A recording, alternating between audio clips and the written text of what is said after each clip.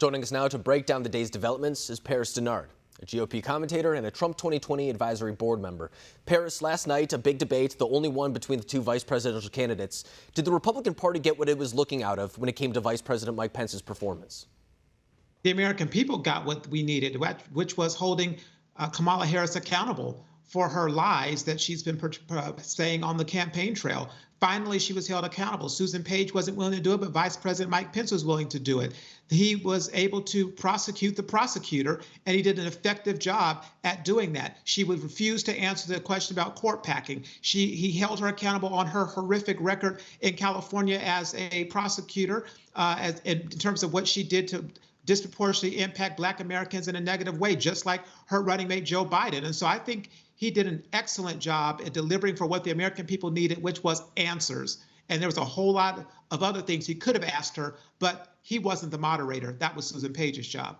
No, you're exactly right. And he just had a very solid performance all the way around. I mean, even when it came to Kamala Harris's attacks against him, there was never a time where I really felt that he was in the corner. It seems like he always had a proper response. He was always composed. And I think that the fact that after the debate, when you turned on a lot of the critical media outlets, the fact that they were talking about a fly, that's usually a good thing when it came to Vice President Mike Pence, because you know that they would be looking to tear him apart any way they possibly could. But now we're hearing today that the Presidential Debate Commission is looking to make the next debate a virtual one, citing the president's health, but it's still at a time where the president could very much so recover before that time. So what do you think is behind this decision? Do you think it is for the safety of participants, or do you think there's something else there?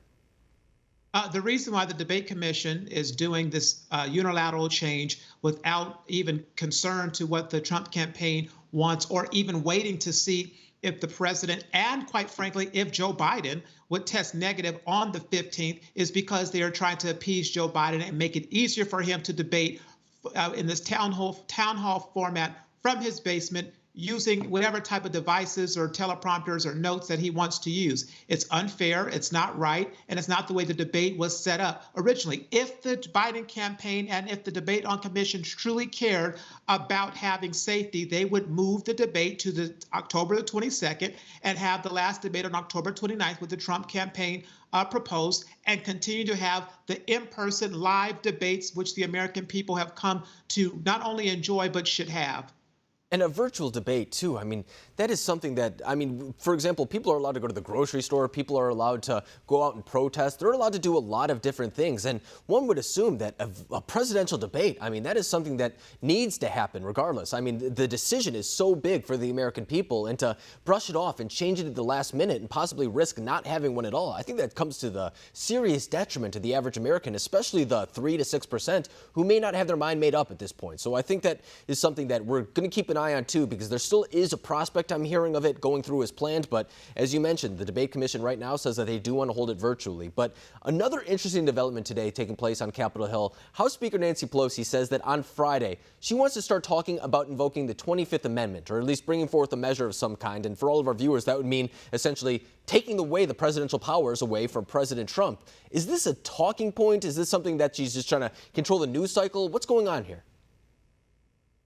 It's embarrassing that Speaker Pelosi is using the American taxpayers' dollars and the airwaves to have yet another frivolous type of press conference investigation or call to action against this president. What she should be talking about in her press conference tomorrow, what she should be talking about today, is a standalone clean bill that will allow for another stimulus for the American people who need it because of COVID-19's impact on the economy.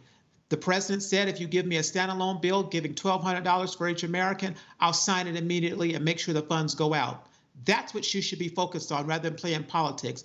The radical left is only concerned about politics and not people. So this attempt at asking these questions about the president's health, why don't she ask the question, when was the last time Joe Biden or anybody on his team had a positive COVID-19 test? We don't know that. If she's truly concerned about the health of these people that are running for president, But that's not what she's concerned about. She's trying to play politics. The American people need to know that Nancy Pelosi is not doing what she's supposed to do. There's no Justice Act because of the Democrats blocking it. There was no payment for extension of unemployment before because the Democrats blocked it. And President Trump had an executive order that allowed for the $300 additional payment to go for unemployment because the Democrats are playing politics and refuse to act. This is a scheme. It's embarrassing, and Speaker Pelosi should do better.